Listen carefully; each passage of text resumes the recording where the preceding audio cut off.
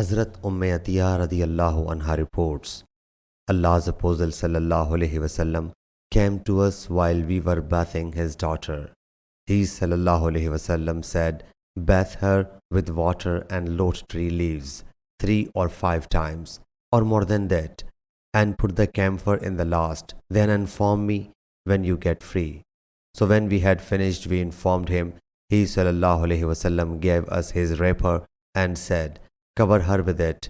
Ayyub narrates that Hafsa narrated me the hadith like that of Muhammad, and hadith of Hafsa says, "Bath her odd number of times, 3 or 5 or 7. And he also said, "Commence with the right side and the parts which are washed in ablution."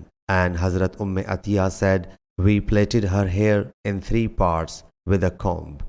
Sahih Bukhari, Hadith number 1254.